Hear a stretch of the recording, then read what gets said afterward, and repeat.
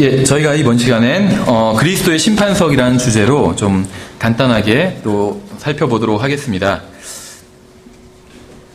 예, 이 그리스도의 심판석은 이제 성경에 예언되어 있는 그런 하나의 이벤트, 사건이라고 볼 수가 있습니다. 그래서 좀 간단하게 말씀을 드리면 이제 앞으로 이제 일어날 일에 대해서 성경은 이렇게 말씀하고 있어요. 앞으로 일어날 일은 이제 가장 먼저 일어날 일은 휴거입니다. 휴거가 일어나게 되고 그 다음에 지상에서는 이제 대환란이 아마도 대략 7년간 아니면 이제 뭐 3년 반일 수도 있고 7년간 대환란이 이제 일어나게 됩니다. 대환란이 끝날 때 이제 그리스도의 심판석에서 심판을 받고 또 어린 양의 혼인식에서 이제 예수 그리스도와 혼인한 교회가 이제 지상으로 주님과 함께 이제 재림을 하게 됩니다. 그러면 이제 예수님의 재림과 더불어 이 지상에서는 이제 천년 왕국이 시작되게 됩니다. 천년 후에 이제 천년 왕국이 끝나고 이제 큰 흰 왕자 심판석이 열리게 됩니다. 그래서 성경은 히브리서 9장 27절에서 한 번 죽는 것은 사람들에게 정하신 것이고 그 뒤에는 심판이 있다고 말씀을 하셨어요. 그래서 일반적으로는 모든 사람들이 한 번 죽게 되고 또 그 뒤에 이제 심판을 받게 된다. 이렇게 일반적인 진술을 하고 있는 거죠. 근데 구원받은 사람들도 심판을 받게 되고 구원받지 않은 사람들도 심판을 받게 됩니다. 근데 이 심판의 성격이 서로 성경에 보면 다르게 나와 있는데 구원받지 않는 사람들이 받는 심판은 이제 지옥에 가게 되는 심판입니다. 그래서 왜 그러냐면 예수님을 믿지 않는 사람은 우리가 오전에 살펴본 것처럼 이미 정죄를 받았습니다. 그래서 이 큰 흰 왕자 심판석, 천년왕국 후에 일어나게 될 이 큰 흰 왕자 심판, 다른 말로 하면 이제 성경에서는 큰 흰 왕자 심판이라고 부르고 이 세상에서는 보통 뭐 최후의 심판이다 이런 식으로 부릅니다. 세상에서 최후의 심판이라고 부르는 이걸 성경에서는 큰 흰 왕자 심판이라고 부르는데 이 큰 흰 왕자 심판석에서는 이미 정죄받은 사람들, 대부분은 이미 정죄받은 사람들에게 그 사람들은 이미 정죄를 받았기 때문에 이제 거기서 형을 집행하는 자리라고 볼 수가 있어요. 그래서 거기서 바로 이제 불호수로 던져지게 됩니다. 그래서 구원받지 않은 사람들은 그렇게 되고 구원받은 사람들도 한 번 죽는 것은 사람들에게 정해진 것이고 그 뒤에는 심판이 있기 때문에 이제 심판을 받게 되는데 구원받은 사람들은 바로 이 그리스도의 심판석에서 심판을 받게 됩니다. 근데 그리스도의 심판석은 기본적으로 물론 책망이 있겠지만 벌을 주는 자리는 아닙니다.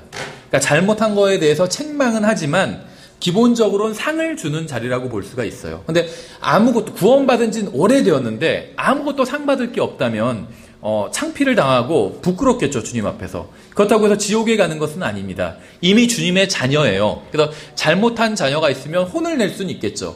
하지만 자녀가 아닌 것으로 취소하지는 않는다는 거죠. 그래서 그리스도의 심판석은 기본적으로 성격이 상급을 받는 자리입니다. 근데 자기는 상급을 아무것도 받을 게 없다면 수치를 당하게 되겠죠. 그래서 저도 예전에는 이 그리스도의 심판석에 대해서 굉장히 좀 물론 지금도 두려운 마음이 있지만 예전에는 좀 더 두려워했던 것 같아요. 아, 여기서 막 혼나면 어떡하지? 하면서, 물론 이제 뭐 책망을 당할 수는 있겠죠. 그리고 우리가 항상 그걸 또 마음에 유념해 두어야 되지만, 기본적으로 주님은 친절하신 분이에요. 구원받은 사람들에게 있어서는 어린 양과 같으신 분이죠. 예수 그리스도를 봤는데 어린 양, 우리에게는 예수 그리스도가 어린 양으로 보일 겁니다. 구원받은 사람들이기 때문에. 근데 구원받지 않은 사람들에겐 유다 지파의 사자처럼 보일 거예요. 심판자로. 무서운 정말 심판자로 이렇게 보이게 될 겁니다. 그래서 예수님께서는 기본적으로 자신의 자녀들에게 친절하신 분이에요. 그렇죠. 그래서 그리스도의 심판석에 대해서 우리가 준비를 하고 있어야 되겠지만 예수님을 만난다는 거에 대해서 두려워할 필요는 없다는 거죠. 사실 그리스도의 심판석이 정확히 언제 열리는지는 정확히 알 수는 없습니다. 휴거가 일어나고 나서 7년 후에 이제 재림이 일어나게 되죠. 일반적으로는. 그럼 이제 그 7년 가운데 전 3년 반은 이 지상에서 비교적 평화로운 시기가 찾아오게 됩니다. 비교적 평화로운 시기가. 그 다음에 이제 후 3년 반은 이제 지상에서 극심한 대환란이 시작되게 돼요. 그래서 대환란이 7년이라고 얘기하지만 정말 본격적인 대환란은 3년 반인 게 이제 성경을 보면 드러나게 됩니다. 그런데 이제 여기까지는 성경에 그대로, 문자 그대로 나온 걸 제가 이제 다른 말만 바꿔서 말씀을 드린 것이고, 이거는 제 추측이에요. 뭐가 추측이냐면, 하늘에서, 이 지상에서 7년간 이제 그 환란이 일어나는 동안 하늘에서도 두 가지 큰 메인 이벤트가 벌어지게 되는데 바로 그리스도의 심판석과 어린 양의 혼인식입니다. 우리는 지금 상태가 예수님을 믿은 사람은 하나님의 자녀지만 다른 면에선 예수 그리스도의 신부라고 또 성경은 부르고 있어요. 그건 실제로 남성과 여성의 그런 관계의 어떤 부부관계다 이런 얘기를 하는 게 아니라 그만큼 친밀하다는 겁니다. 가장 이 세상에서 친밀한 존재가 부부잖아요. 그렇지 않나요?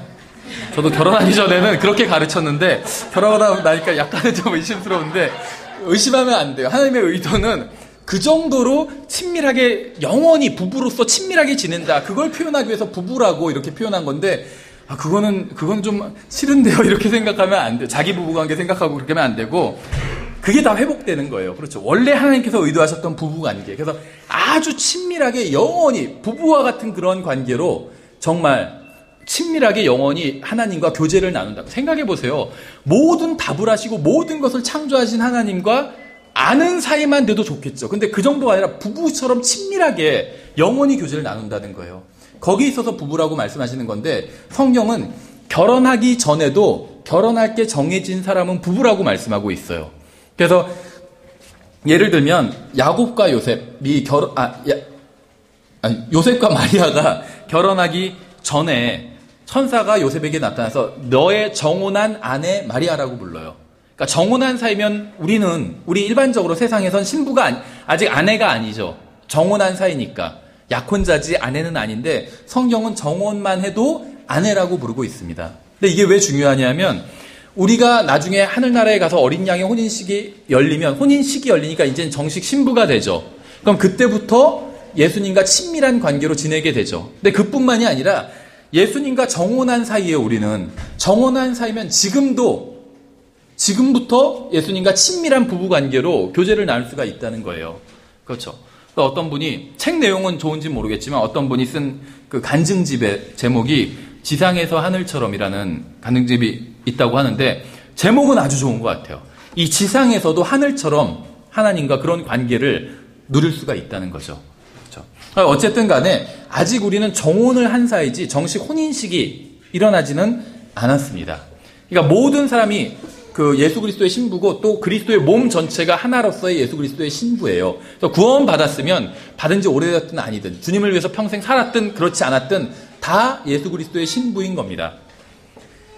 그래서 그리스도의 심판석과 어린 양의 혼인식이 열리게 되는데 제가 이제 추측이라고 말씀드린 건 뭐냐면 두 개가 어떻게 열리는지는 자세히 나와 있지는 않아요. 그런데 아마도 그리스도의 심판석이 먼저 열리고 나서 어린 양의 혼인식이 열리지 않을까 이제 이렇게 생각을 합니다. 왜냐하면 계시록에서는 이제 뭐라고 표현하고 있냐면 신부가 자기의 단장을 마쳤다 이런 식으로 표현하고 있어요. 그래서 정말 정결하게 자기의 단장을 마치는 것이 바로 그리스도의 심판석이 아닌가 이렇게 생각할 수가 있습니다. 그래서 아마도 그리스도의 심판석이 먼저 일어나고 이 지상에서 대환란이 일어나는 동안 하늘에서는 그리스도의 심판석이 먼저 일어나고 그러니까 누가 잘했는지 못했는지 이제 한마디로 다 가리고 지나간 거죠. 그러니까 매도 맞고 나서 이제 그 다음에 좋은 일을 하는 게 낫지. 그러니까 먼저 뷔페 예를 들면 자녀들이 잘못했어요. 근데 그 생일이라서 뷔페 가서 맛있는 걸 사주겠다 약속을 했어요. 근데 먼저 뷔페 가서 먹고 나서 맞을래 아니면 맞고 나서 갈래 하면 맞고 나서 가는 게 낫죠. 그래야지 편하게 먹을 수 있죠. 아니면은 불안해서 어떻게 먹겠어요. 그래서 그리스도의 심판석이 먼저 일어날 것이다. 그냥 논리적으로 이건 생각을 한 겁니다. 별로 성경에서 다른 말씀과 상충되지 않기 때문에 우리가 상식적으로 그렇게 생각할 수가 있겠죠. 그래서 그러니까 예수님은 성경에 보면 언제든지 오실 수가 있어요. 예수 그리스도께서 재림하시기 위한 어떤 징조는 없다는 겁니다. 없어요. 지금 있는 전쟁, 기근 이런 건 징조가 아니에요. 그런 건 과거에도 있었어요. 과거에 전쟁 없었나요? 기근 없었나요? 지금 전쟁이 많아서 예수님께서 오실 것 같다. 아니에요. 2차 대전보다 더 치열했던 전쟁이 있나요? 유럽이 초토화가 됐잖아요. 지금 있는 전쟁보다 2차 대전이 훨씬 더 치열했어요. 지금 어디서 누가 올린 역사 기록을 보니까 역사상 가장 많은 사람들이 죽은 단일 전투, 이 전쟁의 전투들이 있잖아요. 단일 전투들을 보면 다 2차 대전 당시에 독일과 소련 사이에서 일어난 전투예요. 거의 10개 중에 9개가 다 그렇더라고요. 그때 가장 치열한 전투들이 일어난 거예요. 지금은 그만큼 치열한 전투가 일어나지는 않아요. 끔찍한 일은 일어나지만. 그러니까 지금 일어나는 전쟁과 기근 이런 것들이 예수님의 재림의 징조는 아니라는 겁니다. 나중에 교회가 들림받고 나면 전쟁 기근이 일어나게 될 텐데 그때는 이제 2차 대전 못지않은 정말 끔찍한 엄청난 전쟁들이 일어나게 되겠죠. 그러니까 우리는 재림을 기다리는 사람이 아니라 휴거를 기다리는 사람이에요. 공중에서 예수님을 기쁨 가운데 만날 것을 기다리는 사람입니다. 다만 그게 언제 일어난다고 성경은 말씀하고 있지 않아요. 그거는 아버지께서 정하시는 날, 아직 정하시지 않은 거예요. 그때 딱 정하시면 그때 일어나게 됩니다. 그래서 우리는 그것을 인내로 기다리라고 말씀하고 있어요. 그렇죠. 아까도 다른 형제님과 그 교제를 나누면서 얘기를 했었는데 성경에서 분명히 예수님께서 언제든지 오실 수 있다고 말씀하고 있는데 어떤 사람들은 잘못된 목사들, 설교자들은 예수님께서 예를 들면 언제든지 오실 수 있으니까 예수님께서 오시는 게 급박하다는 걸 가르치는 건 좋은데 거기에 더해서 그러니까는 뭐 다 재산을 팔아서 교회에 갖다 바쳐라. 이렇게까지 하면 그거는 성경에 없는 걸 얘기하는 거고 논리적으로도 말이 안 돼요. 그렇죠? 생각해보세요. 예수님께서 이제 빨리 오실 거예요. 아마도 한 달 내에 아니면 일주일 내에. 그럼 우리 돈이 필요 없죠. 뭐 노후자금 이런 거 필요 없잖아요. 그럼 다 팔아서 필요 없기 때문에 교회에 갖다 바쳐라. 이런 논리인데 성도들이 필요 없으면 교회도 필요 없어요. 그렇지 않나요? 교회가 왜 필요해요? 예를 들면 성도들은 노후자금이 필요해요. 그걸 뭐 모아놓고 있는 거잖아요. 젊을 때 일해서. 근데 노후가 없다면 노후자금이 필요 없는데 교회도 어차피 예수님께서 오시면 다 같이 들림받는데 왜 교회는 그럼 돈이 필요하냐는 거예요. 예수님께서 오랫동안 안 오셔야지 교회도 돈이 필요한 거지. 그러니까 성도들이 돈이 필요 없으면 교회도 필요 없는 거예요. 그렇죠? 그러니까는 그런 거는 성경에서 말씀하시는 믿음이 아니죠. 어쨌든지 간에 언제든지 일어날 수 있는 일은 휴거입니다. 우리가 들림받아 올라가는 것. 이거는 지금 이 순간, 1분 후, 내일, 오늘 밤, 1년 후 언제든지 일어날 수 있어요. 100년 후에 일어날 수도 있어요. 500년 후에 일어날 수도 있어요. 77 체계에 의하면 그런 건 일어날 수 없다. 이런 그런 거 얘기하시는 분들이 있는데 그런 건 상관없어요. 정해진 날이 아니기 때문에 어떤 체계, 어떤 해석 체계에 이게 딱 들어맞는 게 아니라는 겁니다. 어쨌든지 간에 지금 이제 당장 일어날 수 있는 가장 성경에서 나온 큰 이벤트 중에 하나, 당장 일어날 수 있는 일은 바로 휴거라는 겁니다. 그래서 우리가 휴거돼서 올라가면 이제 아마도 그리스도의 심판석이 이제 시작되지 않을까 이렇게 생각을 합니다. 내도 빨리 맞는 게 좋으니까 그리스도의 심판석을 통해서 우리가 이제 주님 앞에서 주님과 어린 양의 혼인식을 치를 준비가 되겠죠. 그래서 어린 양의 혼인식을 우리는 거기서 치르게 되고 지상에서 내려와서 천년왕국은 이제 다른 말로 하면 어린 양의 혼인 잔치라고 볼 수가 있어요. 혼인식과 혼인 잔치는 다르잖아요. 그렇죠? 모르겠어요. 혼인식에는 늦어도 혼인 잔치에는 보통 저는 안 늦으려고 하는데 그게 더 중요한 먹는 자리니까. 근데 교회가 가는 곳은 혼인식이에요. 혼인식. 왜냐면 우리가 당사자이기 때문에. 그래서 구원받은 사람들은 모두 다 그리스도의 몸이고 어린 양의 신부기 때문에 단 한 사람도 신앙생활을 잘했건 못했건 예외 없이 다 참석하게 됩니다. 다 휴거받게 된다는 거예요. 신앙생활 잘하는 사람 휴거되고 잘못하는 사람 휴거되지 못한다. 이런 말은 성경에 없어요. 그렇죠. 신부인데 생각해보세요. 신부가 가만 보니까는 결혼 준비도 제대로 안 했어요. 그렇다고 해서 결혼식에서 신부 들어오지 말라고 결혼식 끝나고 들어오라고 이렇게 할 수는 없잖아요. 잘했건 못했건 신부는 다 들어가게 된다는 겁니다. 그렇죠. 예, 그래서 이제 우리가 휴거되고 나면 가장 먼저 일어나게 되는 일이 그리스도의 심판석인데 우리가 이것을 준비를 해야 돼요. 끼어서. 하지만 너무 막 무서워할 필요는 없다는 거예요. 우리는 어쨌든지 간에 우리의 예수 그리스도께서는 하나님 아버지께서는 우리의 아버지가 되시고 우리의 신랑이 되시고 정말 우리의 친절한 구원자가 되시기 때문에 예수님의 기본적인 성품은 정말 친절과 온유와 사랑입니다. 특히 성도들을 대하시는 태도는 심판자로서 지금 대하시는 게 아니라는 거예요. 물론 그리스도의 심판석에서 이제 심판을 하시지만 어느 정도로 정말 친절하시냐면 성경에서도 그러잖아요. 마태복음에서도 예수님의 형제들에게 예수님을 믿는 사람이겠죠. 물 한 모금 제공한 것도 잊지 않으신다고 했어요. 그 상을 잃지 않으리라고 했어요. 전 이걸 보니까 너무 위로가 되더라고요. 한편으로는 내가 주님을 위해서 정말 상 받을 만큼 무엇인가 할 수 있을까? 정말 내 동기와 모든 걸 다 생각하면 어떤 건 순수하지 않은 것도 있어요. 그렇죠? 잘못하는 것도 많고 그럼 정말 주님 앞에서 그리스도의 심판석에서 내가 상을 받을 것이 있을까? 이렇게 회의가 될 때도 있어요. 근데 다른 한편으로 생각해보면 물 한 컵 준 것도 상을 잃지 않는다고 말씀하고 있어요. 그죠? 작은 일 아니에요? 물 한 컵 주는 건? 대단한 일 아니에요. 그렇죠? 근데 그것도 상을 잃지 않는데. 생각해 보세요. 누구한테 우리가 물을 준다고 해서 큰 상을 받겠어요? 대통령한테 물 한 컵 제공한다고 해서 뭐 상 받지 못해요. 그렇죠? 근데 예수님께서는 그걸 잊지 않으실 거라고 그랬어요. 다 갚아주실 거라고. 그러니까 얼마만큼 정말 주님께서 친절하신 분이고 섬세하신 분인지 알 수 있다는 거죠. 그러니까 우리가 한편으로는 주님을 두려워해야 되지만, 이거는 존경하는 마음으로 두려워해야 되지만, 다른 한편으로는 두려워할 필요가 없다는 거죠. 주님께서 무서워할 필요가 없다는 거예요. 그렇죠? 친절하신 분이기 때문에. 여기서 교회는, 대환란이 시작되기 전에 교회는 하늘로 들려 올라가게 됩니다. 교회는 정혼한, 예수 그리스도의 정혼한 신부로서 하늘로에 올라가서 어린 양의 혼인식에 참석하게 됩니다. 다만 이제 어린 양의 혼인식에 참석하기 전에 정결케 되어야 되기 때문에 그리스도의 심판석에 먼저 참여를 하게 되는 것이겠죠. 고린도전서 11장 1절부터 2절에서는 이렇게 말씀하고 있어요. 그러니까 우리가 이제 정혼한 신부라고 말씀하고 있죠. 원하건대 너희는 나의 어리석은 것을 조금 용납하라. 참으로 나를 용납하라. 내가 하나님께 속한 질투로 너희에 대하여 질투하노니 이는 내가 너희를 순결한 처녀로 그리스도께 드리기 위해 한 남편에게 너희를 정혼시켰기 때문이라. 그래서 우리가 순결한 처녀와 같다. 그러니까 우리가 이 세상에서 어떻게 구원받고 나서 어떻게 살아야 되는지에 대해서 말씀하고 있는 거죠. 예수님과 정혼한, 결혼할 사람이기 때문에 우리가 거기에 맞게 순결하게 살아야 된다. 생각해 보세요. 결혼할 여자가 있어요. 들려오는 소문이 안 좋아요.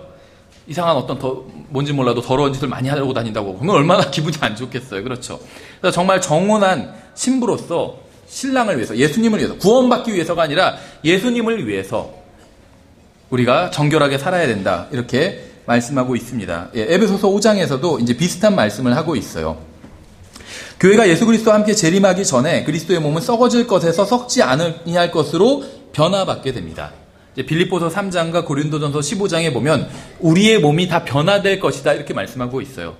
우리가 예수님을 믿는 순간 우리는 영원한 생명을 소유하고 있습니다. 왜 영원한 생명을 소유하고 있냐면 예수님을 믿는다는 말을 요한복음 1장 12절에서는 다른 말로 하면 받아들인다라고 얘기하고 있죠. 예전 성경에 영접한다라고 되어 있는데 받아들이는 거, 영접하는 게 받아들이는 거잖아요. 그래서 받아들이는 자들, 곧 그분의 이름을 믿는 자들에겐 받아들이는 것과 믿는 것이 같다고 말씀을 하고 있어요. 그래서 예수님을 받아들인다, 우리가 믿는다는 것은 다른 말로 하면 받아들인다는 겁니다.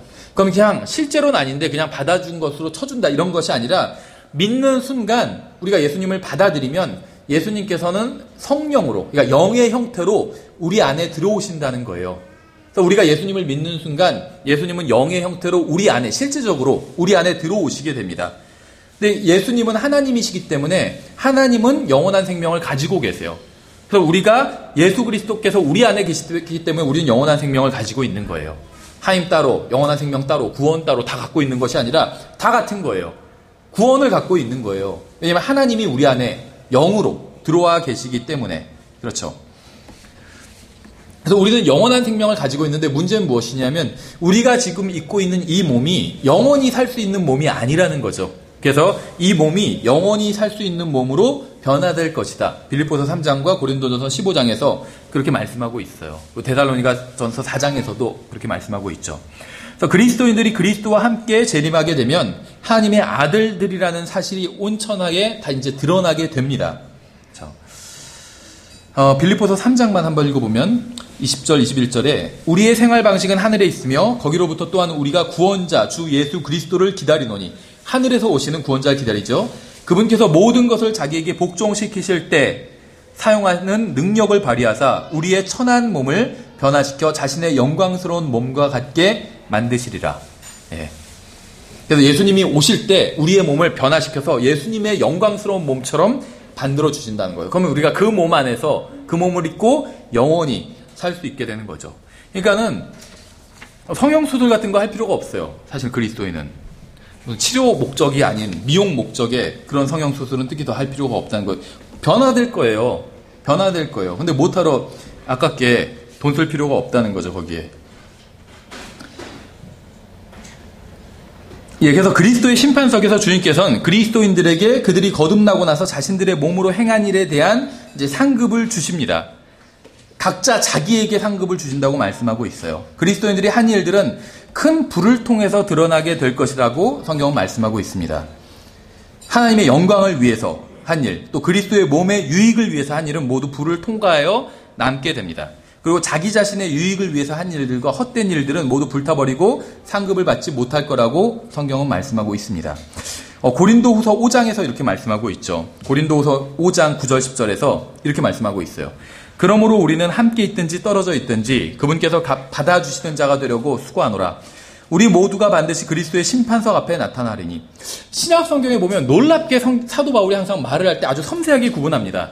구원받은 사람들을 얘기할 땐 우리라는 표현을 써요. 자기를 포함해서 우리. 그 구원받지 못하는 사람들을 얘기할 땐 그들 이런 식으로 표현을 합니다. 여기서는 우리라고 얘기하고 있죠. 우리 모두가 반드시 그리스도의 심판석 앞에 나타나리니 이로써 각 사람이 좋은 것이든 나쁜 것이든 자기가 행한 것에 따라 자기 몸 안에 이루어진 것들을 받으리라 이렇게 말씀하고 있어요. 각 사람이 자기가 행한 것에 따라 자기 몸 안에서 이루어진 것들을 받는데요. 자기 몸으로 행한 일 포함되겠지만 자기 몸을 내어드려서 주님께서 하신 일들이 받아들여지는 것이겠죠. 그래서 기본적으로 정말 주님을 위해서 자기가 주님께 자기 몸을 내어드려서 주님께서 내 안에서 역사하신 그 일들이 이제 상급을 받게 되는 일입니다. 자기를 위해서 이기적인 동기로 한 일들은 아무리 겉으로 보면 영적으로 보인다 할지라도 상급을 받지 못하게 되는 것이겠죠. 왜냐하면 성경에서는 죄의 특징을 말씀하고 있는데 죄의 특징은 이기적이라는 거예요. 이기적인 것. 이기적인 선행은 없어요. 그건 그냥 선행이지. 모든 죄의 중심에는 이기심이 있다는 겁니다. 자기 자신을 위해서 이기적으로 한 일은 이제 그것이 얼마나 겉으로는 좋게 보일지 몰라도 하나님 앞에서는 상급을 받지 못한다는 거죠. 그래서 각자 자기가 한 일, 각 사람이 자기가 한 일에 대해서 상급을 받는데요. 다른 사람은 그래서 상관이 없어요. 그리스도의 심판석에선. 각자 자기가 한 것에 따라서 상급을 받게 되는 것이겠죠.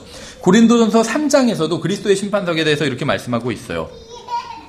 10절부터 15절까지 내게 주신 하나님의 은혜에 따라 내가 지혜로운 주 건축자로서 기초를 놓았고 다른 사람이 그 위에 세우되 저마다 어떻게 그 위에 세울지 주의할지라. 그리스도의 심판석에 대한 문맥인데 성경은 이 거듭남, 중생, 다시 태어남 이거 중요한 주제잖아요. 이것보다 그리스도의 심판석에 대해서 훨씬 더 많이 이야기하고 있어요. 아무도 이미 놓은 기초 외에 능히 다른 기초를 놓을 수 없나니 이 기초는 곧 예수 그리스도시니라. 만일 어떤 사람이 이 기초 위에 금이나 은이나 보석이나 나무나 건초나 집을 세우면 각 사람의 일이 드러날 터인데, 그러니까 우리가 지금은 몰라요. 저 사람이 하는 일을 보고 여기선 지금 6가지가 나오잖아요. 금이나 은이나 보석, 이것은 좋은 거예요. 불을 통과해서 남아있는 거죠. 금은 보석. 그리고 나무나 건초나 집, 이건 다 죽은 겁니다. 이미 죽은 것들.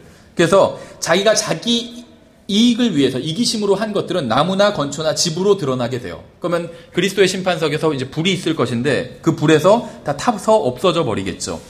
그 주님을 위해서 한 것, 다른 사람들을 위해서 한 것은 금이나 은이나 보석으로 나타나게 됩니다. 그런데 뭐라고 말씀하고 있냐면 각 사람의 일이 드러날 터인데 그날이 그것을 밝히 드러내리니 이렇게 말씀하고 있어요. 다른 사람의 일이 언제 드러나냐면 자기의 일, 각자의 일이 그날 그리스도의 심판석이 열리는 그날 드러낸대요. 그러니까 우리가 다른 사람 함부로 판단할 수가 없어요. 저 형제가 하는 일은 다 순전히 나무나 집이나 건초구만 이렇게 할 수가 없다는 거예요. 그게 금이나 은이나 보석으로 들어갈지 어떻게 알아요? 그렇죠. 그래서 다른 사람의 일을 함부로 지금 판단한 건 의미가 없습니다. 그래서 어떤 분들 그런 분들이 있어요. 교회가 목사님들도 막 그런 분들이 있어요.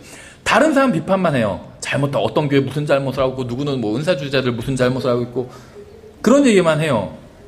그게 무슨 소용이 있어요. 그렇죠. 그 사람들이 무슨 동기로 어떤 일을 하는지 어떻게 알아요? 그리스도의 심판석에서 드러나게 될 거예요. 다른 데는 다 잘못하고 있는데 우리만 바르게 하기 때문에 우리가 제일 잘 믿는 교회다. 실제로 그렇게 얘기하는 그 목사님 얘기를 제가 들은 적이 있어요. 우리가 제일 잘하는지 어떻게 알아요? 그렇죠. 이거나 똑같지. 우리 집에 있는 나무가 제일 큰 나무다 하는 거나 똑같죠. 제일이란 말은 쓸 수 없어요. 큰 나무다 이렇게 얘기할 수는 있죠. 제일 크다 이렇게 말할 수는 없어요. 우리가 그리스도의 심판석에서 어떻게 드러날지 우리보다 훨씬 더 잘 믿는 사람들 그날에 드러나게 될지 어떻게 알아요? 그러니까 자만할 수 없다는 거죠. 또 다른 사람들을 함부로 판단할 수도 없다는 거죠. 그 사람들 주님께로부터 판단을 받을 거예요. 그날에. 우리는 우리에 대해서 판단을 받을 거고. 그렇죠. 그럼 어떻게 해야 되냐면 다른 사람 신경 쓸 거 없이 다른 사람이 잘한다 못한다 신경 쓸 것도 없어요. 거짓 교리에 대해서는 우리가 그걸 지적을 해야 되지만 어떤 사람 동기까지 우리가 저 사람은 악한 동기로 하고 있구만 이렇게 판단할 수는 없다는 거죠. 다만 우리는 우리에게 맡겨주신 일을 하면 되는 겁니다. 그러니까 이건 한 교회 내에서도 마찬가지예요. 저 형제는 왜 이렇게 안 하지? 하면서 비판할 필요가 없어요. 그 형제가 잘못하고 있으면 그 형제를 위해서 기도해 주면 되는 것이겠죠. 나한테 맡겨진 일을 하면 돼요. 하나님께서 나에게 시키라고 하신 일이 있잖아요. 그 일을 하면 되는 겁니다. 다른 형제는 다른 형제에게 시키신 일이 있어요. 나와 다르다고 해서 비판할 이유가 없다는 거죠. 난 이걸 하니까 저 형제도 이렇게 섬겨야 돼 생각할 필요가 없다는 겁니다. 그렇죠? 예, 그래서 그날이 그것을 밝히 드러내리니 이는 것이 불에 의해 드러나고 그 불이 각 사람의 일이 어떤 종류인지 시험할 것이기 때문이라. 어떤 사람이 그 기초 위에 세운 일이 남아있으면 그는 보상을 받고 어떤 사람의 일이 불타면 그는 보상의 손실을 당하리라. 그러나 그 자신은 구원을 받되 불에 의해 받는 것 같이 받으리라. 그러니까 보상, 자기가 한 일들이 다 불타버렸어요. 주님을 위해서 한 일이 하나도 없는 것으로 드러났어요. 그래도 구원을 받는다고 분명하게 말씀하고 있잖아요. 그래서 그리스도의 심판석에서는 지옥에 가는 사람이 단 한 사람도 없습니다. 평생 자기 자신만을 위해서 산 사람도 구원은 받는다는 거예요. 상급을 못 받을 뿐이지. 그래서 그리스도의 심판석에서 우리가 행한 모든 일들이 다 드러나게 될 겁니다. 우리가 행한 일들 중 상급을 받지 못한 의로운 일들과 처벌을 받지 않은 모든 악한 행위들이 다 드러나게 될 거예요. 여러분이 잘한 일이 있으면 이 세상에서 상급을 못 받았다고 해서 어떤 기분 나빠할 필요가 없어요. 그리스도의 심판석에서 다 받게 될 겁니다. 그렇죠. 또 악한 일을 했는데 드러나지 않았어요. 그래서 막 다행이다 이렇게 생각할 필요도 없어요. 그리스도의 심판석에서 다 드러나게 될 겁니다. 그래서 우리는 살아가는 동안 우리 자신을 살펴보고 판단해 봐야 되는 것이겠죠. 디모데전서 5장에서 이렇게 말씀해요. 어떤 사람들의 죄들은 미리 드러나 먼저 심판으로 나아가고 어떤 사람들의 경우는 그 죄들이 그 뒤를 따르나니 또한 이같이 어떤 사람들의 선한 행위들도 먼저 밝히 드러나고 그렇지 아니한 것들도 숨길 수 없느니라. 이 세상에선 숨길 수 있지만 그리스도의 심판석에선 다 드러나게 된다는 거예요. 또 그리스도의 심판석과 관련해서 가장 중요한 말씀 중에 하나가 로마서 14장이죠. 10절부터 13절에 이렇게 말씀하고 있어요. 전 너무 핵심적인 말씀이라고 생각해요. 그런데 내가 어찌하여 내 형제를 판단하냐. 우리 각자가 다 그리스도의 심판석에서 판단받을 겁니다. 다른 사람과 비교할 필요 없어요. 저 사람보다는 내가 잘하지 않나 할 필요가 없어요. 하나님께서 나에게 많은 은사를 주셨고 많은 것을 주셨다면 나에게 더 많은 것을 요구하실 겁니다. 다른 사람과 비교할 필요가 없다는 거예요. 어찌하여 내 형제를 무시하느냐. 나만큼 저 사람이 주님을 섬기지 못한다고 해서 무시할 필요가 없다는 거예요. 무시하면 안 돼요. 무시하지 말라고 그랬죠. 우리가 다 그리스도의 심판석 앞에 서리라. 기록된 바 내가 살아있음을 두고 맹세하노니 모든 무릎이 내게 굴복하고 모든 혀가 하나님께 자백하리라. 주가 말하노라 하였느니라. 그러므로 이와 같이 우리 각 사람이 자신에 관하여 하나님께 회개의 보고를 하리라. 자신에 관하여 한대요. 각 사람이 자신에 관하여. 다른 사람에 대해서 묻지 않으실 거예요. 그러니까 다른 사람에 대해서 생각할 필요가 없다는 거예요. 저 형제 때문에 내가 신앙생활 제대로 못했다 이렇게 말할 수가 없다는 거예요. 주님께서는 다른 사람에 대해서 그리스도의 심판석에서 다른 형제에 대해서 그래 네가 걔 때문에 신앙생활 제대로 못했지 이렇게 말씀하지 않으신다는 거예요. 각 사람에 대해서 그 사람과 하나님 1대1의 관계로 심판을 받게 된다는 거예요. 회개 보고를 하게 된다는 거예요. 구원받고 나서의 삶을 어떻게 인생을 사용했는지에 대해서 회개 보고를 한다는 거예요. 마치 대사가 우리는 성경에서 그리스도의 대사라고 부르고 있잖아요. 대사가 고국에 돌아가면 자기 어떤 상급자에게 보고해야 되는 것처럼 대사로서 어떻게 시간과 예를 들면 물질과 어떤 것들을 어떻게 능력을 어떻게 사용했는지 보고해야 되는 것처럼 우리가 그리스도의 심판석에 가면 그 구원받고 나서 그리스도인으로서 이 세상에서 어떻게 살았는지에 대해서 각 사람이 자기 자신에 관하여 하나님께 회개 보고를 해야 된다고 말씀하고 있다는 거죠. 그럼 뭐라고 말씀하고 있죠? 그런즉 우리가 다시는 서로를 판단하지 말래요, 서로를. 잘못된 교리도 판단하지 말라는 게 아니에요. 잘못된 교리는 판단해야 돼요. 바로 잡아야 돼요. 근데 다른 사람을 판단하지 말라는 거예요. 그 사람의 동기를 모르잖아요. 그렇죠? 아, 저 형제는 왜 교회에 항상 늦지? 왜 늦었는지 우리는 잘 몰라요. 자기가 안 늦으면 되는 거예요. 그렇죠? 다른 사람이 왜 늦었는지 무슨 사정이 있었는지 어떻게 알아요? 함부로 판단하지 말라는 거예요. 기도해주면 되잖아요. 그 형제를 위해서. 그렇죠? 서로를 판단하지 말고 도리어 자기 형제의 길에 걸림돌이나 넘어질 기회를 두는 사람이 없는지 판단하라. 그러니까 뭐를 판단해야 되는지 말씀하고 있죠. 다른 사람 판단하지 말고 다른 사람 앞에 내가 혹시 그 형제가 넘어질 만한 걸림돌을 내가 뒀는지 그걸 판단하래요. 다른 사람 신앙생활 하는 건 막지 말라는 거예요. 그렇죠? 자신에 관해서 하나님께 회개복을 한다고 분명히 말씀하고 있어요. 전 그리스도인이 이것만 생각한다면, 이거를 정말 우리가 제대로 믿고 이렇게 항상 마음속에 두고 살아간다면 교회 내에 있는 많은 문제가 해결될 거라고 믿습니다. 실제로 거짓 교리 때문에 교회가 잘못되는 경우도 있지만, 대부분의 교회에 문제가 생기는 것은 형제 자매들이 서로가 서로에 대해서 서로를 미워하기 때문에, 또 험담하기 때문에 생긴다고 생각을 합니다. 다른 사람 얘기하는 걸 좋아해요. 그렇죠? 근데 그리스도의 심판석에선 다른 사람 얘기하지 않을 거예요. 하나님께서는 여러분에게 다른 사람 얘기, 여기에 있는 누구, 목사 얘기나 다른 형제 자매 얘기 전혀 묻지 않으실 거예요. 여러분 자신에 대해서 물으실 겁니다. 우린 다른 사람 얘기하는 걸 되게 좋아해요.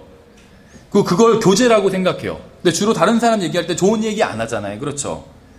안 좋은 얘기해요. 걱정하는 척 하면서.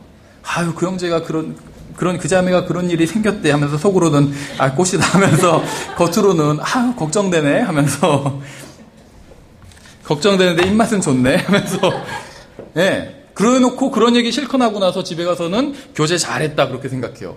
왜냐면 상대방, 나만 다른 사람 욕하는 게, 험담하는 게 즐거운 게 아니거든. 모든 육체가 다 그걸 좋아해요. 다른 사람도 좋아해요. 그러면 그게 얘기가 잘 돼요.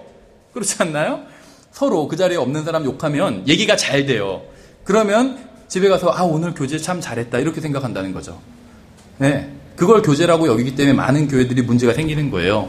근데 성경은 그거를 험담이라고 불러요. 그렇게 하고 나서 집에서 오늘 험담 잘했다 이렇게 생각해야 돼요. 교제 잘했다고 생각하면 안 되고. 그것만 사라져도 많은 교회의 문제들이 해결이 됩니다. 다른 사람을 위해서는, 그래서 이런 얘기 얘기하죠. 다른 사람한테 얘기하지 말고 하나님께 얘기를 해야 돼요. 하나님께. 그게 바른 얘기죠. 그 형제 왜 그런지 모르겠습니다. 주님, 그 형제 정말 신앙생활 잘할 수 있도록, 영적으로 성장할 수 있도록 주님께서 도와주십시오. 이렇게 그 사람 하나님께 얘기를 해야지 문제가 해결되죠. 자기들끼리 얘기해서 뭐가 해결되겠어요. 도와주지도 않을 거면서. 대부분은 도와주지도 않으면서 얘기만 잔뜩 하더라고요. 그러니까 그런 다른 사람 안 좋은 얘기. 근데 이게 쉽지 않아요. 저도 이렇게 얘기를 하지만 다른 사람 욕할 때가 있어요. 그럼 정말 후회해요. 집에 가서. 내가 왜 쓸데없이 그런 얘기를 했는지. 그렇죠. 근데 저는 딱 한 번 봤어요. 다른 사람 얘기를 하는데 딱 그분이 목사님이었는데 얘기하지 말자고 하더라고요. 더 이상. 이게 지금 아무래도 주님께서 기뻐하시지 않는 것 같다고. 그래서 다른 사람의, 근데 그 사람이 정말 나쁜 짓을 한 정말 나쁜 사람이었거든요. 정말 나쁜 사람이 한 나쁜 짓에 대해서 우리가 얘기를 하다가 그분이 더 이상 얘기하지 말자고 하더라고요. 네. 그게 맞는 태도인 것 같아요. 그렇죠. 다른 사람, 왜냐면 그리스도의 심판석에서는 다른 사람에 대해서 묻지 않으실 거기 때문에. 예, 그래서 험담하지 말고 이제 다른 사람을 위해서 기도해 주는 것이 필요하겠죠. 그리스도의 심판석에서도 다른 사람에 대해서 묻지 않으시고 우리 자신에 대해서 물으신대요. 나의 것, 내 시간, 내 돈, 내가 가진 능력, 내 인생, 이걸 어떻게 사용했는지. 하나님께서 이걸 우리에게 맡겨주셨어요. 선물로 다 주신 것이 아니라 맡겨주신 거예요. 근데 이거를 우리가 어떻게 사용했는지 여기에 대해서 이야기를 해야 된대요. 그러니까 그리스도의 심판석은 어떻게 보면 저는 이 세상에서 가장 어려운 시험대라고 생각하지만 다른 한편으로는 가장 쉬운 시험대가 될 수도 있어요. 가장 어려운 시험대인 건 내가 인생을 어떻게 살았는지에 대해서 설명해야 되기 때문에 가장 어렵겠죠. 근데 가장 쉬운 시험이라고 생각하는 건 정답이 다 공개되어 있어요. 어떻게 해야 우리가 거기서 정말 그리스도의 심판석을 제대로 준비할 수 있는지 우린 이미 알고 있어요. 그렇죠? 정답이 다 공개되어 있어요. 예, 그래서 그리스도의 심판석에서는 신실한 그리스도인들에게 그 정도에 따라서 5개의 왕관을 주실 것이라고 약속하고 있습니다.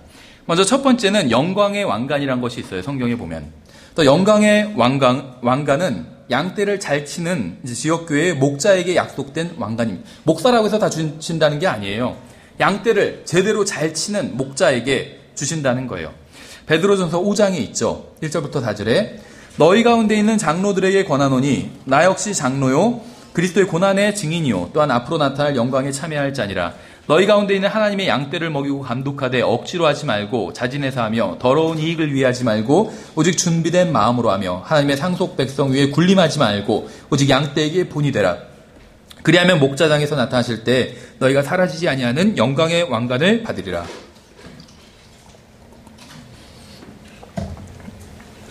그러나 교회의 목사라고 해서 자동으로 다 받게 되는 것은 절대 아니라는 겁니다.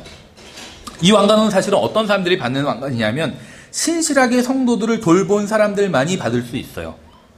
그러니까 저는 아마도 목사가 아니라도 자신에게 맡겨진 성도들을 신실하게 돌본다면 영광의 왕관을 받을 수 있다고 믿습니다. 왜 이렇게 믿냐면 그 사람이 목사인지 아닌지는 그거는 하나님께서 결정하시는 일이에요. 사실은. 왜 그러냐면 성경에 보면 이제 목사가 주로 하는 일은 가르치는 일이에요. 성경을. 그래서 성도들을 섬기는 게 뭘로 섬기는 거냐면 이제 가르치는 걸로 섬기는 겁니다. 하나님의 말씀을 제대로 가르치면 잘 섬긴 거예요. 성경을. 그러면 목사로서의 역할을 제대로 한 것이고. 근데 이 가르치는 능력은 하나님께서 이제 그 사람에게 은사로 주십니다. 가르치는 능력을. 그럼 자기가 그 받은 은사를 발휘해서 다른 사람을 섬기는 거죠. 그러니까 은사라는 게 다 그래요. 하나님께서 내가 무엇을 잘할 수 있도록 은사를 주셨는데 그거를 가지고 나를 위해서 써먹는 게 아니라 다른 사람을 위해서 그것을 사용하는 게 은사를 제대로 발휘한다는 거죠.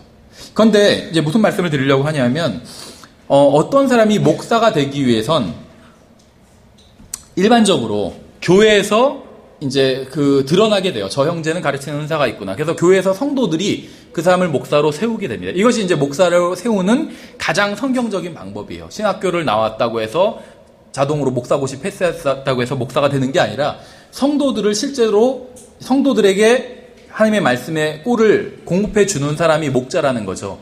그럼 그런 사람을 성도들은 목사로 세운다는 겁니다. 그러니까 목사로 성도들이 안수해서 세우기 전에 이미 목자의 일을 하고 있는 사람이 있어요. 그 사람 목자라는 거죠. 그럼 이제 이게 있어요. 다른 말을 바꿔서 설명하면 목사가 되기 위해서 저는 일반적인 목사가 되기 위해서는 두 번의 이제 안수를 받게 된다고 생각을 합니다. 첫 번째 안수는 하나님께서 해주시는 안수예요. 그냥 사람들 눈에 보이지 않죠. 하나님께서 안수를 해주시면 그 사람은 목자로서의 일을 할 수 있는 능력이 있다는 거예요. 능력을 갖게 된다는 거죠. 하나님 말씀을 가르칠 수 있는 제대로. 두 번째는 사람들이 하나님께서 하신 일을 보고 이제 사람들이 안수하는 거예요. 우리가 봤더니 저 사람은 성경을 제대로 가르친다. 그래서 이제 이 사람을 목사로 세워야겠다. 그럼 이제 사람들이 안수하는 거죠. 그러면 어디에 진짜 능력이 있을까요? 하나님께서 하시는 안수와 사람들이 하는 안수. 하나님께서 하시는 안수의 능력이 있겠죠. 사람들이 하는 안수는 인정하는 거예요. 그렇죠. 침례도 마찬가지예요. 하나님께서 하시는 침례를 다른 말로 하면 성령 침례죠. 사람들이 주는 침례는 물 침례예요. 어디에 능력이 있을까요? 성령 침례의 능력이 있어요. 성령 침례 받은 사람을 물 침례를 주는 거죠. 가만히 보니까 이 사람은 성령 침례를 받았다. 다시 말하면 구원받았다는 거예요. 그래서 물 침례를 주는 거죠. 그러니까 사람들이 하는 거는 다 이제 인정하는 거예요. 하나님께서 하신 일을 인정하는 것. 그게 안수든 침례든. 사람이 손을 얹는다고 해서 거기에 능력이 생기는 게 아니에요. 어떤 대단한 목사님이 손 얹어서 안수해줬다고 해서 능력 생기는 게 아니에요. 사람은 능력이 없어요. 피조물인데 능력은 하나님께서 가지고 계세요. 하나님께서 안수해서 인정하시면 사람들이 하나님의 역사를 보고 그 다음에 따라서 인정하는 거예요. 그게 목사 안수고 또 그게 물침례예요. 그렇죠.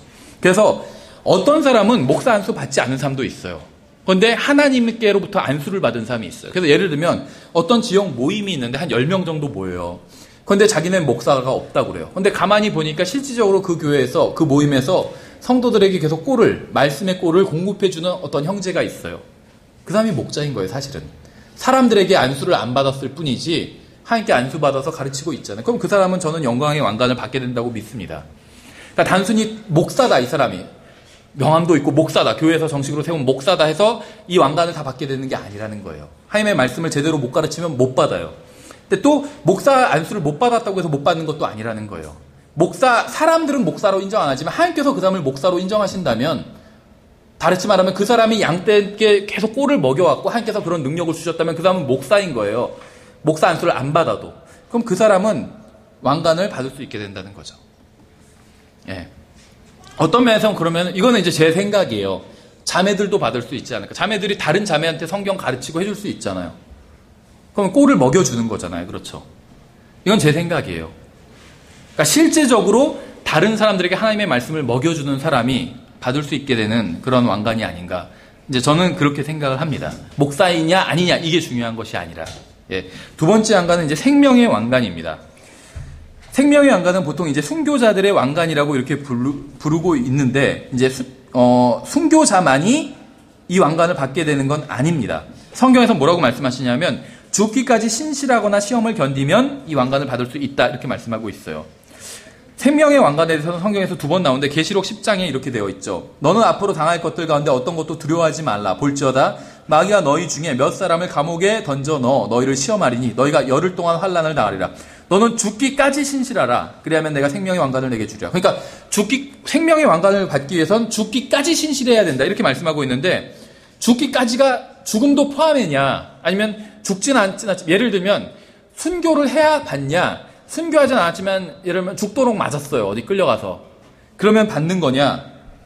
이런 거 갖고 논쟁하는 분들이 있었어요. 죽어야 되냐? 죽지 않고 죽기 전까지만 고생하면 받을 수 있냐? 근데 그 죽음과는 상관은 없습니다. 이거는 사실. 왜냐하면 야고보서 1장 12절에 이렇게 되어 있어요.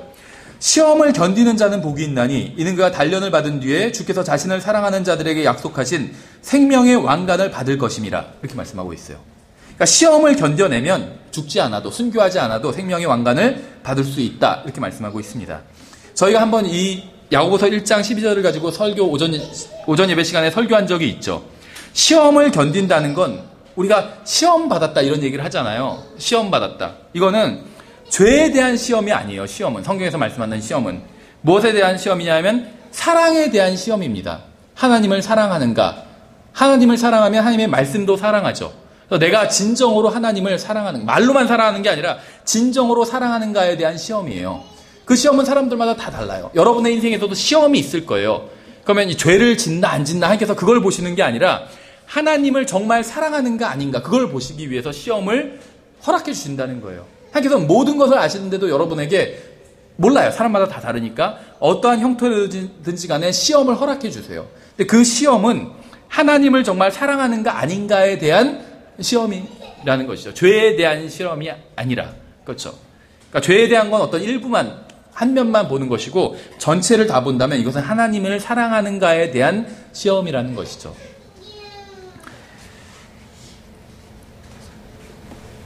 예, 그 다음에 세 번째는 썩지 아니할 왕관이 있습니다. 썩지 아니할 왕관은 육신의 정욕을 이겨내고 몸을 성령님께 복종시키는 사람이 이제 받게 된다고 말씀하고 있어요. 고린도전서 9장 25절.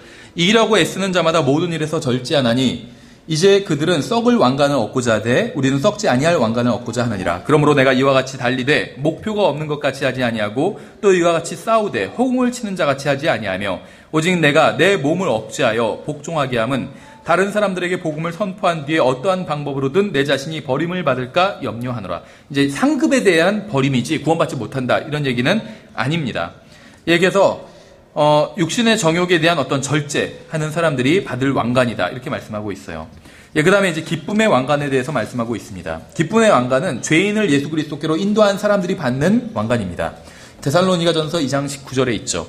그러므로 지극히 사랑하고 사모하는 나의 형제들 곧 나의 기쁨이요 왕관인 사랑하는 자들아 이와 같이 주 안에서 굳게 서라.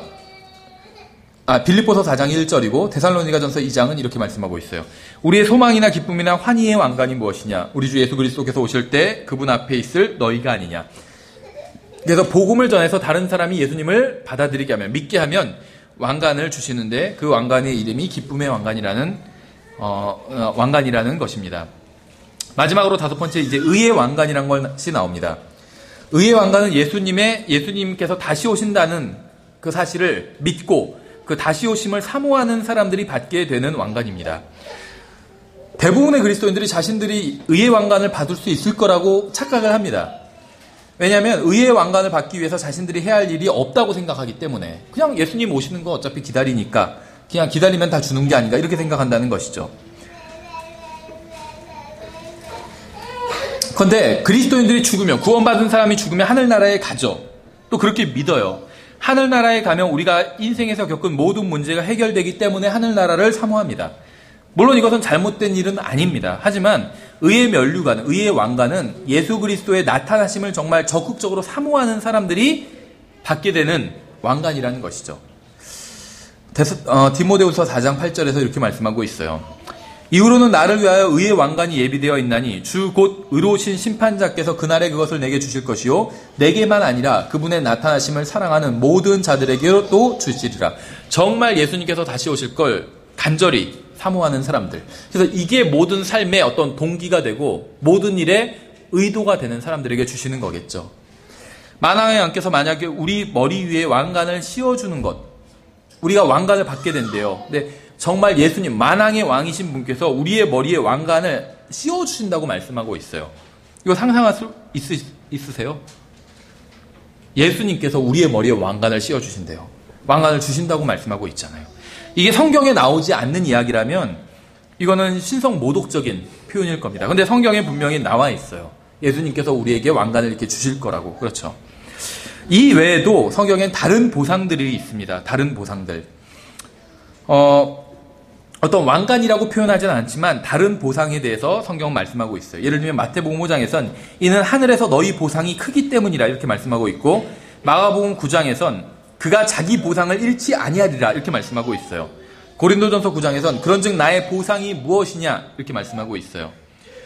또 골로새서 2장에선 아무도 꾸며낸 겸손과 천사 숭배로 너희를 속여 보상을 빼앗지 못하게 하라 이렇게 말씀하고 있고, 요한이서 8절에선 너희 자신을 살필지니 이로써 우리가 이룬 것들을 우리가 잃지 아니하고 충분한 보상을 받게 되리라 또 이렇게 말씀하고 있습니다. 하나님께서 우리에게 주신 재능과 또 성령님께서 주신 은사를 우리가 어떻게 사용하느냐에 따라서 주님께서 이 땅 위에 세우실 천년왕국에서 주님과 함께 통치할 권세를 부여받게 됩니다. 그러니까 이거는 구원은 공짜로 받지만 어떤 보상을 받는 것, 또 상급을 받는 것, 이것은 조건이 있다는 것이죠. 좀 길지만 한번 제가 누가복음 19장에 나온 비유를 한번 쭉 읽어볼게요. 누가복음 19장 11절부터 27절에 보면 비유가 나와 있습니다. 비유. 11절부터 그들이 이것들을 들을 때 그분께서 비유를 더하여 말씀하셨으니, 비유라는 것은 진리를 가르치기 위해서 지어낸 이야기예요. 이는 그분께서 예루살렘에 가까이 오셨고 그들은 하나님의 왕국이 즉시 나타날 줄로 생각하였기 때문이더라. 그러므로 그분께서 이르시되 어떤 귀족이 자기를 위해 왕권을 받은 뒤에 돌아오려고 먼 나라로 갈 때 자기 종 10사람을 불러 그들에게 신문화를 건네주며 그들에게 이르되 내가 올 때까지 관리하라 하니라. 그런데 그의 국민들은 그를 미워하고 그가 간 뒤에 소식을 보내어 이르되 우리는 이 사람이 우리를 통치하는 것을 원치 아니하나이다 하였더라. 그가 왕권을 받은 뒤에 돌아와서 자기가 돈을 준 이 종들이 각각 장사해서 얼마나 벌었는지 알기 위해 이들을 부르라고 명령하니, 이에 첫째가 와서 이르되 주여 주의 일 문화로 10문화를 벌었나이다 하며 그가 그에게 이르되 잘하였도다 착한 종아, 내가 매우 작은 일에 신실하였은즉 10도시를 다스릴 권세를 차지하라 하니라.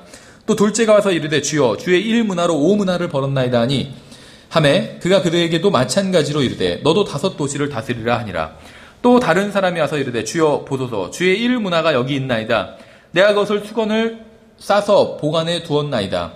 주께서 엄한 사람이므로 내가 두려워하였나니 주께서는 맡기지 않은 것을 가져가시고 뿌리지 않은 것을 거두시나이다 하며 그가 그에게 이르되 사악한 종아, 내 입에서 나오는 말로 내가 너를 심판하리니 너는 내가 말하지 않은 것을 가져가고 맡기지 않은 것을 가져가고 뿌리지 않은 것을 거두는 엄한 사람인 줄로 알았도다. 그러면 어찌하여 내가 내 돈을 은행에 넣어두지 아니하였느냐. 그래야했다면 내가 올 때 이자와 함께 내 것을 요구하였으리라 하고 곁에 서 있던 자들에게 이르되 그에게서 1문화를 빼앗아 10문화 가진 자에게 주라 하며 그들이 그에게 이르되 주여 그에게는 10문화가 있나이다 하더라. 내가 너에게 이르노니 있는 자마다 받을 것이요 없는 자는 자기에게 있는 것도 빼앗기리라. 그러나 내가 자기들을 통치하는 것을 원치 아니한 저 내 원수들은 이리로 끌어다가 내 앞에서 죽이라 하였느니라. 이게 지금 비슷한 비유가 마태복음에도 나와요. 차이를 아시겠어요?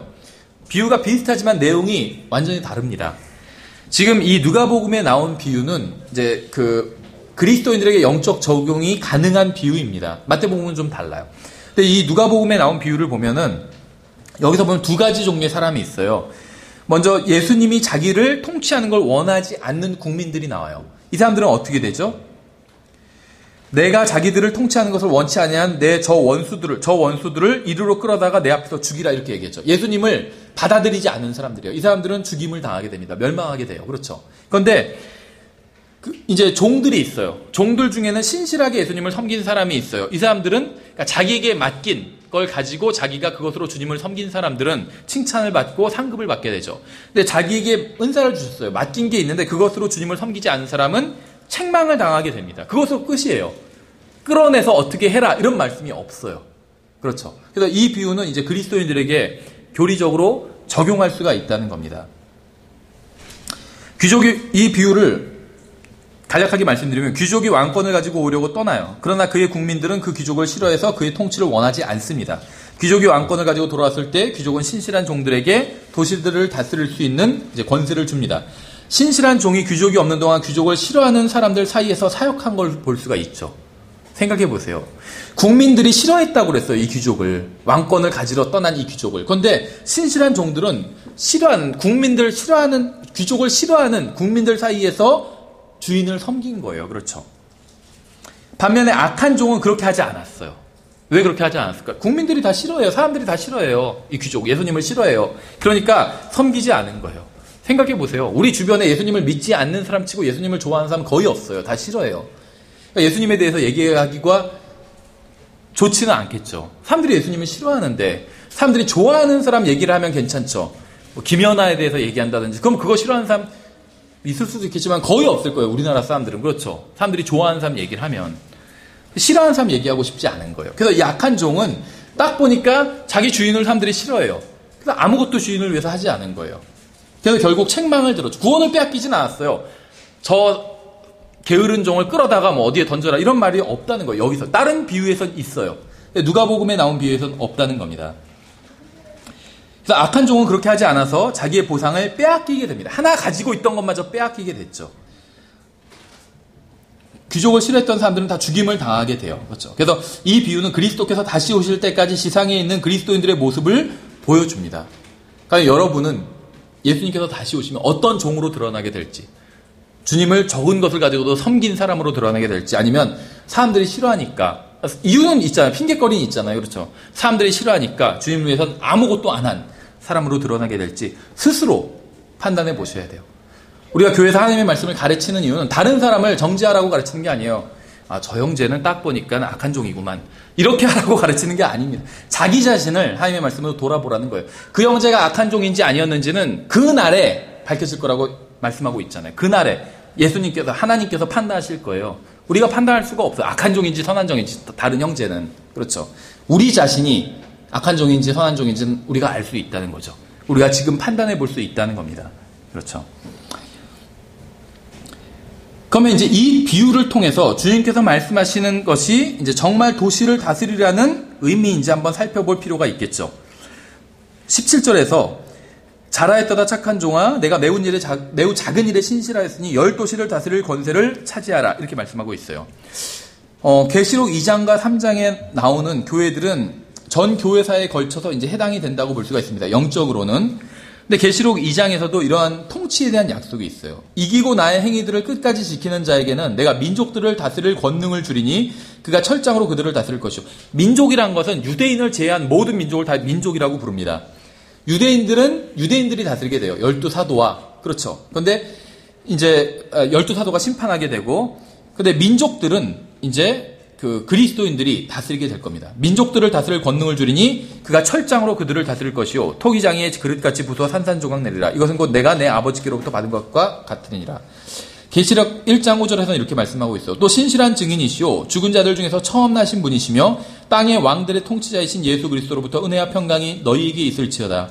우리를 사랑하사 자신의 피로 우리의 죄들에서 우리를 씻으시고, 이렇게 말씀하고 있어요. 그런데 여기서 보면 땅의 왕들의 통치자라고 예수님을 부르고 있습니다. 땅의 왕들의 통치자. 땅의 왕들이 누구일까요? 땅의 왕들. 어떤 사람은 이게 지금 이 세상의 뭐 왕국들을 말하는 줄 아는데, 이 세상의 왕국들이 어떤 의미에서, 영적인 의미에서 왕국이긴 하지만 실질적인 의미에서 지금 왕국은 아니잖아요. 민주국가 다 공화정이죠. 어떻게 보면 왕국이 아니라는 거예요. 그 왕도 없어요. 대부분의 국가는, 일부 국가를 제외하곤. 그래서 여기서 말하는 땅의 왕들은 아마도 구원받은 사람들을 의미합니다. 1장 5절을 제가 읽었는데 다음 절 6절에서 이렇게 말씀하고 있어요. 하나님 곧 자신의 아버지를 위하여 우리를 왕과 제사장으로 삼으신 그분께 영광과 통치가 영원 무음토록 있기를 원하노라. 아멘. 그래서 우리를 왕과 제사장으로 삼으셨다고 말씀하고 있습니다. 그래서 땅의 왕들이 구원받은 사람들을 의미한다는 것이죠. 그래서 실제적으로 이제 이 상급이 이 땅의 어떤 왕국들, 도시들 단위로 이제 통치하게 되는데, 도시들을 통치하게 되는 것과 이제 관련이 있다고 볼 수가 있어요. 그러니까 이스라엘 민족은 이제 나중에 다윗이 다시 통치하게 될 것이고, 이 이방 민족들은 이제 다 그 그 도시들을 나눠서 통치하게 될 텐데, 이제 주님을 신실하게 섬긴 사람들이 통치하게 되겠죠. 신실하게 못 섬긴 사람들은 구원은 받지만 이런 통치에 대한 약속은 없는 게 아닌가, 이제 이렇게 생각을 합니다. 왜 이렇게 제가 말씀을 드리냐면, 어떤 사람은 이 1장 6절을 근거로 구원받은 사람들은 무조건 다 통치한다, 이제 이렇게 주장을 합니다. 왜냐하면 구원받은 사람들은 다 제사장이 되잖아요. 그렇죠? 그래서 구원받으면 다 왕이 된다, 이렇게 주장하는 사람도 있는데, 다른 성경 구절과 비교해 보면 구원받고 이제 상급이 있는 사람들이 왕이 되는 것이 아닌가, 이렇게 실제적으로 통치하게, 그러니까 왕이지만 통치를 할 수가 없지 않을까, 통치를 실제적으로 하게 되는 게 아닌가, 이렇게 생각을 한다는 거죠. 제사장이 된다고 하지만 실제적으로 제사장의 일을 안 하는 사람들도 있잖아요. 신부는 제사장이지만, 그렇죠.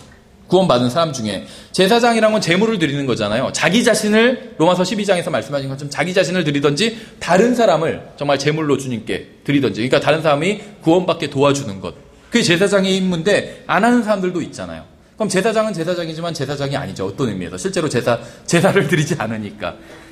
그래서 왕으로 삼으셨지만 통치하지 않는 사람도 있다고 보는 게 합당하지 않나. 100% 그렇다, 지금 그렇게 말씀드리는 건 아니고 합당하지 않나, 이렇게 얘기를 드리는 거예요. 다른 성경 구절과 비교해 보면 주님을 신실하게 섬긴 사람들이 통치하게 되는 것이 더 합당하지 않나. 하나님의 다른 구절, 하나님의 말씀과 비교해 보면 이렇게 생각을 하는 겁니다. 예, 그래서 왕은 그리스도인들을 의미합니다. 우리 신부는 왕이에요. 왕이신 분의 자녀이기 때문에 신분이 왕자, 왕일 수밖에 없다는 것이죠. 그래서 계시록 1장 5절 6절에서 왕들은 현재 시대의 왕들이 아닙니다.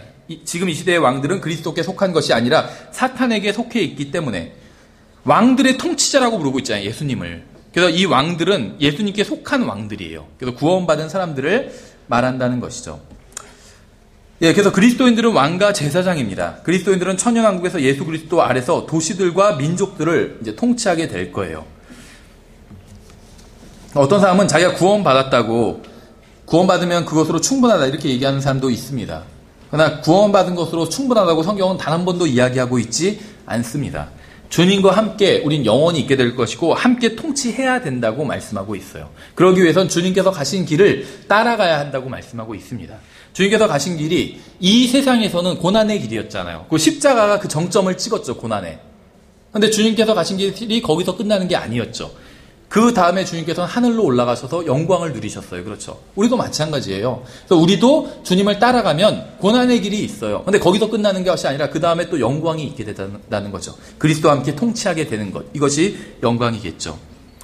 마지막으로 우리가 한 가지 더 살펴보면 보상을 잃어버릴 수도 있다고 말씀하고 있습니다. 우리가 주님을 위해서 신실하게 살지 않는다면 주님께서 다시 오실 때 우리는 우리의 보상을 잃어버릴 수 있어요. 너희 자신을 살필지니 이로써 우리가 이룬 것들을 우리가 잃지 아니하고 충분한 보상을 받게 되리라, 이렇게 말씀하고 있어요. 그렇죠?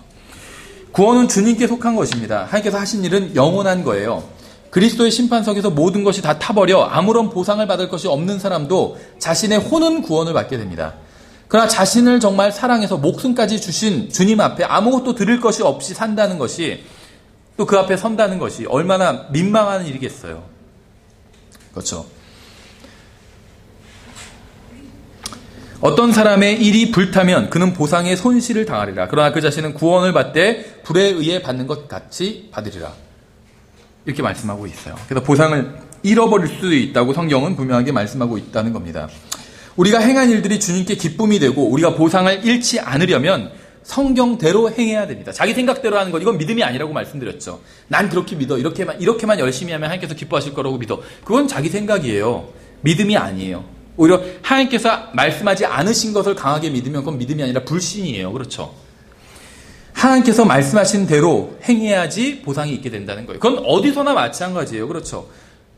어떻게 하면 무엇을 주겠다. 그러면 그렇게 해야지 어디서도 받을 수 있는 거지, 그렇게 하지 않아 놓고 자기가 받고자 한다면 그거는 그 규칙을 어기는 거라는 것이죠. 이 세상에서도 마찬가지라는 겁니다. 시편 19편 11절에서는 이렇게 말씀하고 있어요. 주의 종이 또한 이것들로 경고를 받나니, 여기서 이것들은 하나님의 말씀이에요. 주의 종이 또한 이것들로 경고를 받나니 이것들을 지킬 때 큰 보상이 있나이다. 시편 19편 문맥은 하나님의 말씀에 대한 문맥입니다. 하나님의 말씀을 지킬 때 큰 보상이 있게 된대요. 마찬가지잖아요. 우리도 자녀가 열심히 했어요. 그럼 다 상 주지는 않잖아요. 나갔다 오는데 아빠가 다시 돌아올 때 네가 예를 들면 숙제도 다 해놓고 청소도 다 깨끗이 해놓으면 내가 상으로 뭘 줄게. 네가 원하는 걸 사줄게. 이렇게 한다면 내가 말한 대로 정말 숙제도 끝내놓고 청소도 다 해놨어요. 그러면 상을 줄 수 있는 거죠. 그런데 열심히 장난을 쳤어요. 화분을 열심히 깼어요. 막 아주 잘게 막 깨놓고. 그럼 상 주나요? 그래, 열심히 했구나 네가. 내가 원하는 건 내가 말한 적이 없는 거지만 그래도 열심히 했으니까 상 줄게. 이런 부모는 없다는 거죠. 똑같아요. 하나님 섬기는 것. 하나님의 말씀을 믿는 것도 똑같아요. 부모, 형제, 사람의 말을 믿는 것처럼 믿으면 돼요. 몇 월 며칠 어디에 오면 내가 무엇을 줄게 얘기하면 거기에 와야 받을 수 있는 거죠. 하나님의 말씀도 똑같아요. 그렇게 믿어야지 상급을 받을 수 있다는 거죠. 그런데 사람의 말은 그대로 믿으려고 하면서 하나님의 말씀은 그대로 믿지 않아 놓고도 뭔가를 바란다는 거죠. 사람들이. 이상한 거예요. 무엇인가 마귀가 마음을 가려버리지 않으면 이런 일이 일어날 수 없다는 겁니다. 그렇죠. 다 시키는 대로 해야지 결과가 일어나게 돼요. 뭘 조립해서 만들어야 된다면 설명서대로 만들어야지 온전하게 조립이 되는 거죠. 그 결과가 드러나게 되는 거죠. 그런데 설명서대로 안 만들었는데도 만들어졌다. 그럴 수는 없다는 거예요. 그렇죠. 설명서대로 조립을 해야 돼요. 근데 이 세상의 모든 것들은 다 그대로 하면서 하나님의 말씀에 대해서는 그렇게 하지 않으려고 그래요. 그냥 대충 해놓고 자기 멋대로 그냥 열심히만 하면 된다고 생각한다는 거죠. 절대 그렇지 않다. 어디서도 그런 경우는 없어요. 그렇죠. 시험 문제를 열심히 풀기는 풀었으니까 합격한 걸로 해주세요. 이럴 수는 없다는 거예요. 정답을 써야 돼요. 공부한 대로. 교과서에 미리 이 문제들을 내겠다. 교과서에 있는 거 위주로 내잖아요. 보통 국가에서 치는 시험은. 그럼 그걸 그대로 공부해서 그대로 써야 돼요. 자기 멋대로. 그래도 제가 엉터리 답이긴 하지만 열심히 썼잖아요. 이런 얘기는 안 통한다는 거죠. 하나님 앞에서는 그게 통할 거라고 생각하는 사람들이 많다는 겁니다. 우리는 우리가 하고 있는 일을 살펴봐야 됩니다. 우리가 행한 일로 인해서 우리는 주님께 보상을 받게 됩니다. 우리의 교회나 부모나 남편이나 아내나 목사나 다른 사람이 한 일로 인해서 함께 보상을 받게 되는 게 아니라는 거예요. 우리 각자가 행한 일로 인해서 각자가 주님 앞에서 보상을 받게 된다는 겁니다. 심는 자와 물 주는 자가 하나이며 저마다 자기의 수고에 따라 자기의 보상을 받으려니와. 생각해보세요. 교회를 우리가 섬기는 일을 해요. 다 각자 섬기는 일을 하죠. 다 일이 달라요. 혼자 할 수는 없어요. 그렇죠. 저 혼자 할 수도 없고 여러분 혼자 개인이 교회를 혼자 할 수가 없어요. 다 같이 하고 있어요. 역할이 다 달라요. 그래서 심는 자도 있고 물 주는 자도 있어요. 다 다른 일을 하고 있는 거죠. 그런데 저마다 자기의 수고에 따라 자기의 보상을 받는데요. 우리가 혼자 교회를 할 수는 없고 이 지역교도 다 같이 하고 있어요. 그런데 저마다 다 같이 하긴 하지만 저마다 자기의 수고를 각자 받게 된대요. 그렇죠. 우리가 성경을 따라서 다른 사람을 따라가다 보면 보상을 잃을 수도 있습니다. 그 사람이 아무리 신실하다 할지라도 인간이 고안한 교리나 제도나 규칙 같은 것을 따르면 하나님의 축복을 잃어버릴 수도 있게 되는, 구원을 잃는다는 건 아니에요. 구원은 잃어버리지 않아요. 왜 그런 줄 아세요? 여러분이 구원받을 때, 예수님을 믿을 때 예수님을 받아들이는 거라고 말씀드렸죠. 그것까지가 여러분이 한 일이고, 여러분이 받아들이면 성령님께서는 여러분 안에 들어오세요. 그래서 여러분 안에서 다시 새로운 생명을 태어나게 해주세요. 그게 이제 거듭남 다시 태어남이에요. 근데 그 일은 여러분이 한 일이 아니라 하나님께서 하신 일이에요. 성경은 뭐라고 말씀하시고 있냐면 전도서 3장에서 이렇게 말씀하고 있어요. 내가 알거니와 무엇이든지 하나님께서 행하시는 것은 영원하리라. 하나님께서 하시는 일은 영원하대요. 그것에 무엇을 더하거나 그것에서 무엇을 뺄 수 없나니 하나님께서 그것을 행하시는 것은 사람들이 자신 앞에서 두려워하게 하려 함이니라. 하나님께서 하신 일은 영원하대요. 여러분 안에서 새로운 생명이 태어나게 하신 것은 하나님께서 하신 일입니다. 이건 영원한 거예요. 취소될 수가 없어요. 여러분이 이 세상에서 어떻게 산다 할지라도 여러분의 아버지는 하나님이라는 사실은 이제 앞으로 영원히 변하지 않게 될 거예요. 여러분이 구원받았다면. 그렇죠. 그러나 보상을 주는 문제는 그거는 전적으로 다른 문제라는 거죠. 생각해보세요. 우리도 자녀들에게 뭘 맡길 때 좀 더 신실한 자녀에게 좀 더 큰 일을 맡길 수가 있겠죠. 생각해보세요. 내가 예를 들면 대기업 회장이에요. 자식들에게 하나씩 계열사들을 물려주려고 그래요. 그러면 정말 중요한 건 가장 신실하고 똑똑하고 잘 해내는 자식에게 줄 수밖에 없겠죠. 정확한 비유가 될 수는 없겠지만 이를테면 그렇죠. 그래서 이 구원과 보상은 완전히 서로 다른 일이라는 겁니다. 예수님께서 다시 오시면 우리에게 보상을 주시겠다고 약속하셨습니다. 보라 내가 속히 오리니 내가 줄 보상이 내게 있어 각 사람에게 그 행위에 따라 주리라. 각 사람에게 행위에 따라 주신대요. 구원 얘기가 아니에요. 구원은 행위와 상관없이 믿음과 은혜로 받는다고 말씀하고 있는데 보상은 행위에 따라 주신다고 말씀하고 있어요. 골로새서 3장에서도 무슨 일을 하든지 마음을 다하여 주께 하듯 하고 사람에게 하듯 하지 말라. 너희가 상속의 보상을 주께 받을 줄 아나니 이는 너희가 주 그리스도를 섬기기 때문이라. 주님을 섬기면 보상을 받게 된다고 말씀하고 있어요. 사람에게 하듯 하지 말고 주님께 하듯이 무슨 일을 하든지 하래요. 무슨 일을 하든지. 그러면 보상을 받게 된다고 말씀하고 있습니다.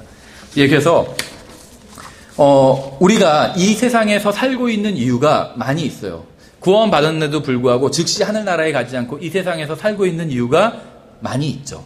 복음을 전하기 위해서일 수도 있고 또 하나님의 말씀을 이 세상에서 공부하기 위해서일 수도 있어요.